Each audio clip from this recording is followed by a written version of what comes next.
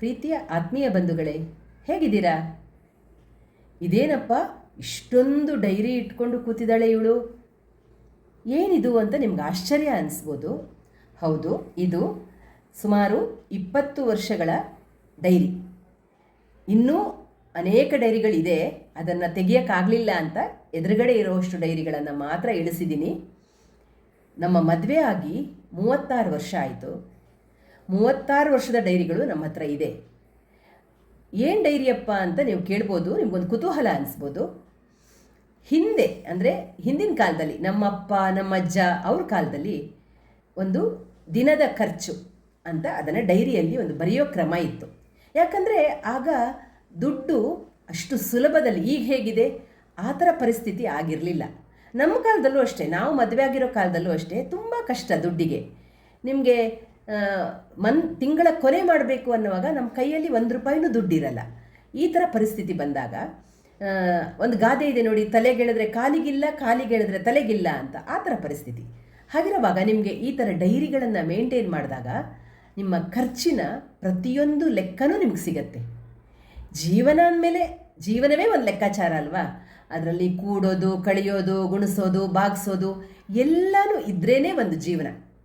ಅದೇ ರೀತಿ ನಾವು ಕಷ್ಟಪಟ್ಟು ದುಡ್ದ ದುಡ್ಡು ನಾವು ನಮಗೆ ಖರ್ಚು ಮಾಡ್ಕೋತೀವಿ, ಅಥವಾ ಪ್ರತಿಯೊಂದು ನಮ್ಮ ಪ್ರತಿನಿತ್ಯದ ಜೀವನಕ್ಕೆ ಖರ್ಚು ಮಾಡ್ಕೋತೀವಿ. ಕೊನೆಗೆ ತಿಂಗಳ ಕೊನೆ ಅನ್ನೋವಾಗ ನಮಗೆ ಖರ್ಚಿಗೆ ದುಡ್ಡಿರಲ್ಲ ಅನ್ನೋವಾಗ ಹೇಗೆ ಅದನ್ನು ಮ್ಯಾನೇಜ್ ಮಾಡೋದು ಅಂತ ನೀವು ಈ ಥರ ಡೈರಿ ಬರೆದಾಗ ನಿಮಗೆ ಕರೆಕ್ಟಾಗಿ ಅದರ ಪ್ರತಿಯೊಂದು ಲೆಕ್ಕನೂ ಸಿಗತ್ತೆ.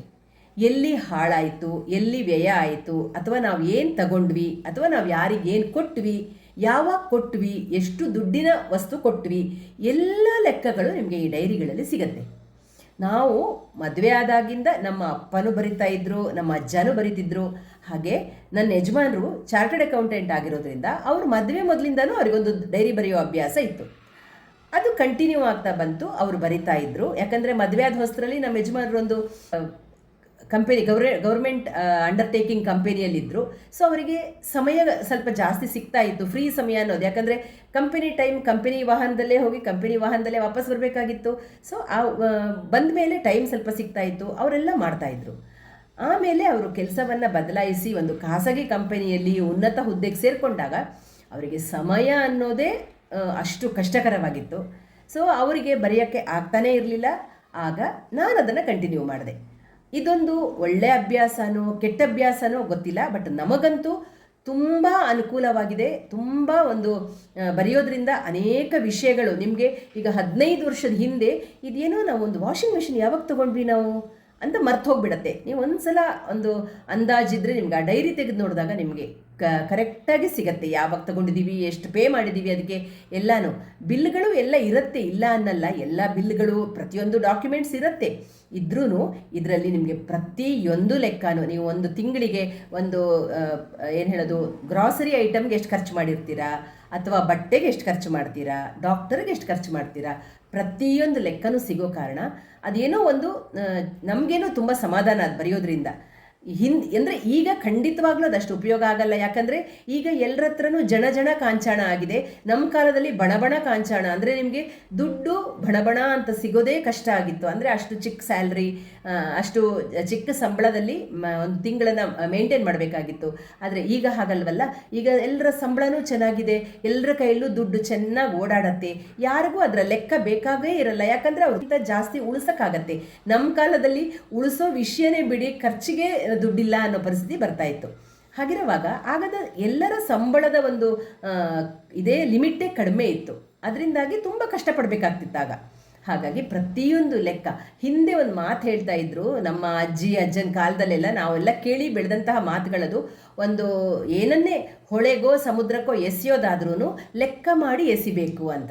ಅಂದರೆ ನಿಮಗೆ ಎಲ್ಲ ಹೋದ್ರೂ ಲೆಕ್ಕ ಇರಬೇಕು, ಲೆಕ್ಕಾಚಾರದಲ್ಲೇ ಜೀವನ ನಡಿಬೇಕು, ಪ್ರತಿಯೊಂದಕ್ಕೂ ಒಂದು ಲೆಕ್ಕ ಅನ್ನೋದಿರಬೇಕು ಅಂತ. ಅದರಿಂದ ಏನು ಪ್ರಯೋಜನ ಅಂತ ಕೇಳಿದ್ರೆ ಅದು ಗೊತ್ತಿಲ್ಲ. ಪ್ರಯೋಜನ ಏನು ಇದೆ ಅಂತ ನಾನು ಹೇಳಲ್ಲ, ಬಟ್ ನಿಮಗೆ ಯಾವತ್ತೋ ಏನೋ ಒಂದು ಡಾಕ್ಯುಮೆಂಟ್ ಥರ ಆಗುತ್ತೆ. ಕೆಲವು ಸಲ ಇದು ಡಾಕ್ಯುಮೆಂಟ್ ಥರ ಆಗುತ್ತೆ. ನೀವು ಯಾವುದೇ ಒಂದು ತೆಗಿರಿ, ಯಾವುದೋ ಒಂದು ನಿಮಗೆ ನೆನಪಾಯಿತು ನೋಡಿ. ನಾನಂತೂ ಸಮಯ ಸಿಕ್ಕಿದಾಗ ಖಂಡಿತವಾಗ್ಲೂ ಈ ಡೈರಿಗಳನ್ನೆಲ್ಲ ಇಳಿಸಿಕೊಡಿ ಅಂತ ನಾನು ನಮ್ಮ ಯಜಮಾನರನ್ನು ಕೇಳ್ತೀನಿ. ಅವ್ರು ಇಳಿಸ್ಕೊಟ್ಟಾಗ ನಾನು ಅದನ್ನು ಕೂತ್ಕೊಂಡು ಸುಮ್ಮನೆ ಗ್ಲ್ಯಾನ್ಸ್ ಮಾಡ್ತೀನಿ. ನನಗೆ ಅದರಲ್ಲಿ ತುಂಬ ಖುಷಿ ಸಿಗುತ್ತೆ. ನಾವು ಎಲ್ಲವನ್ನೂ ಅದರಲ್ಲಿ ಬರೆದಿರ್ತೀವಿ. ಕೆಲವರಿಗೆ ದಿನಚರಿಯನ್ನು ಬರೆಯೋ ಒಂದು ಅಭ್ಯಾಸ ಇರುತ್ತೆ. ಅಂದರೆ ಇವತ್ತು ಹೀಗಾಯಿತು, ಇವತ್ತು ಹಾಗಾಯಿತು ಅಂತ ಅವರ ಜೀವನದ ಘಟನೆಗಳನ್ನು ಬರೆಯೋ ಅಭ್ಯಾಸ ಇರುತ್ತೆ. ಬಟ್ ಇದು ಆ ಥರ ಡೈರಿ ಅಲ್ಲ. ನಾವು ಏನು ಖರ್ಚು ಮಾಡ್ತೀವಿ ಅದನ್ನು ಲೆಕ್ಕ ಇಟ್ಕೋತೀವಿ ಅಷ್ಟೇ. ಆ ಲೆಕ್ಕ ಇಟ್ಕೊಳ್ಳೋದ್ರಿಂದ ನಿಮಗೇನು ಲಾಭ ಸಿಗುತ್ತಾ ಅಂತ ಕೇಳ್ಬೋದು. ಖಂಡಿತವಾಗ್ಲೂ ಇಲ್ಲ. ನಿಮಗೆ ಎಲ್ಲಿ ಎಷ್ಟು ಯಾವುದಕ್ಕೆ ನಾವು ಖರ್ಚು ಮಾಡ್ತಾ ಇದ್ದೀವಿ ಅನ್ನೋದರ ಒಂದು ಕ್ಲಿಯರ್ ಪಿಕ್ಚರ್ ಸಿಗತ್ತೆ. ಹಾಗಂತ ಮಾತ್ರಕ್ಕೆ ನಾವು ಖರ್ಚು ಮಾಡೋದೇ ನಿಲ್ಲಿಸ್ಬಿಡೋಣ, ಇಲ್ಲಿ ಜಾಸ್ತಿ ಆಯ್ತಲ್ಲ ಅಂತಾನ? ಖಂಡಿತವಾಗ್ಲೂ ಇಲ್ಲ. ಮಾಡ್ತಾನೇ ಇರ್ತೀವಿ. ಆದರೆ ನಿಮಗೆ ಯಾವಾಗ ಒಂದು ಕಷ್ಟ ಅಂತ ಒಂದು ಅನ್ಸಕ್ಕೆ ಶುರುವಾಗತ್ತೆ, ಆಗ ಉದಾಹರಣೆಗೆ ನನಗೆ ಬಟ್ಟೆ ಹುಚ್ಚು ಸ್ವಲ್ಪ ಜಾಸ್ತಿ, ಮೊದಲಿಂದಾನು ಬಟ್ಟೆ ಹುಚ್ಚು ಸ್ವಲ್ಪ ಜಾಸ್ತಿ. ಸೊ ಬಟ್ಟೆ ಸ್ವಲ್ಪ ಜಾಸ್ತಿ ತಗೊಳ್ತಿದ್ದೆ. ಡೈರಿಯಲ್ಲಿ ನಮ್ಮದು ಬರೆದಾಗ ಎಲ್ಲ ತಿಂಗಳಲ್ಲೂ ಒಂದು ಬಟ್ಟೆಯ ಕಾಲಮೇ ಸ್ವಲ್ಪ ಜಾಸ್ತಿ, ಹಾಗೂ ಗಿಫ್ಟ್ ಕಾಲಮ್ ಅಂದರೆ ಇನ್ನೊಬ್ರಿಗೆ ಕೊಡೋದು ಅದು ಕಾಲಮ್ ಜಾಸ್ತಿ. ಅದನ್ನಂತೂ ಕಡಿಮೆ ಮಾಡೋಕ್ಕಾಗಲ್ವ, ಅದು ನಮ್ಮ ಅಭ್ಯಾಸ, ಏನು ಮಾಡೋಕ್ಕಾಗಲ್ಲ. ಎತ್ತಿ ಕೊಡೋದು ನಮಗೊಂಥರ ಮೊದಲಿಂದನೂ ಅಭ್ಯಾಸ. ಆದರೆ ನನ್ನ ಬಟ್ಟೆಗಳನ್ನಾದರೂ ಒಂದು ಸ್ವಲ್ಪ ಕಡಿಮೆ ಮಾಡ್ಕೊಳ್ಬೋದಲ್ಲ ಅಂತ ಸ್ವಲ್ಪ ಕಡಿಮೆ ಮಾಡ್ತಾ ಬಂದೆ. ಆದರೂ ಅದೊಂಥರ ಒಬ್ಬೊಬ್ಬರಿಗೆ ಒಂದೊಂಥರ ಹುಚ್ಚು ಅಂತ ಹೇಳ್ತಾರಲ್ವ, ಒಂದು ಮಾತೇ ಇದೆ ಅಲ್ವಾ. ಕೆಲವರಿಗೆ ಚಿನ್ನದಲ್ಲಿ ಹುಚ್ಚು, ಕೆಲವರಿಗೆ ಇನ್ಯಾವುದರಲ್ಲೋ ಹುಚ್ಚು, ಕೆಲವರಿಗೆ ಬಟ್ಟೆನಲ್ಲಿ ಹುಚ್ಚು. ಆ ಥರ ನನಗೆ ಸ್ವಲ್ಪ ಬಟ್ಟೆ ಹುಚ್ಚು ಜಾಸ್ತಿ. ಹಾಗಾಗಿ ಸ್ವಲ್ಪ ಮಾಡ್ತೀವಿ, ಇಲ್ಲ ಅನ್ನಲ್ಲ, ಬಟ್ಟೆಗೆ ಹೋಗುತ್ತೆ. ಆದ್ರೂ ಇದೆಲ್ಲ ನೋಡಿದಾಗ ಅನ್ಸುತ್ತೆ, ಅಯ್ಯೋ ಇಷ್ಟು ಹಾಕ್ಬಿಟ್ಟಿದ್ದೀವಲ್ಲ ಬಟ್ಟೆಗೆ, ಸ್ವಲ್ಪ ಕಡಿಮೆ ಮಾಡ್ಕೋಬೇಕು ಅಂತ. ಈಗ ಡೈರಿಯನ್ನು ನಾನೇ ಜಾಸ್ತಿ ಮೇಂಟೈನ್ ಮಾಡೋದು. ಯಾಕಂದರೆ ಯಜಮಾನ್ರು ಯಾವುದೋ ಕೆಲಸದಲ್ಲಿ ಬ್ಯುಸಿಯಾಗಿರ್ತಾರೆ, ಅವರಷ್ಟು ಮಾಡಲ್ಲ. ಒಂದು ಒಳ್ಳೆಯ ಹವ್ಯಾಸ ಅಂತ ನನಗನ್ಸುತ್ತೆ. ಯಾಕಂದರೆ ಒಳ್ಳೆಯ ಹವ್ಯಾಸ ಅಂತಲ್ಲ, ಬಟ್ ನಮ್ಮ ಉಪಯೋಗ ಆಗುವಂತಹ ಒಂದು ಹಿಂದಿನಿಂದ ನಡ್ಕೊಂಡು ಬಂದಿರುವಂತಹ ಒಂದು ಹವ್ಯಾಸ. ಈಗ ಖಂಡಿತವಾಗ್ಲೂ ಅಷ್ಟೇನು ಉಪಯೋಗ ಆಗಲ್ಲ. ಯಾಕಂದರೆ ಅದೇ ಹೇಳಿದ್ನಲ್ಲ, ದುಡ್ಡು ಎಲ್ಲರ ಕೈಯಲ್ಲೂ ಇರುತ್ತೆ. ಯಾರಿಗೂ ದುಡ್ಡಿನ ಕಷ್ಟ ಅನ್ನೋದು ಗೊತ್ತಾಗಲ್ಲ. ಈಗದ ಯಂಗ್ ಜನರೇಷನ್ಗೆ ದುಡ್ಡಿನ ಕಷ್ಟ ಅರಿವೇ ಆಗಲ್ಲ. ಯಾಕಂದರೆ ಅವ್ರ ಅಪ್ಪ ಅಮ್ಮನ ಹತ್ರನೂ ಚೆನ್ನಾಗೇ ಇರುತ್ತೆ.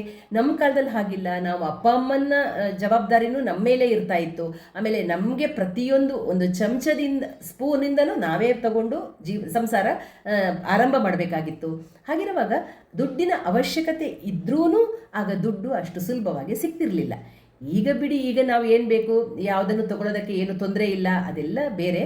ಬಟ್ ನಾನು ಹೇಳೋದು ಇದು, ನೀವು ಡೈರಿ ಬರೆಯೋದ್ರಿಂದ ನಿಮಗೆ ಪ್ರತಿಯೊಂದು ನಿಮಗೆ ಗೊತ್ತಾಗತ್ತೆ, ಒಂದು ಐಡಿಯಾ ಬರುತ್ತೆ ಹೇಗೆ ಏನು.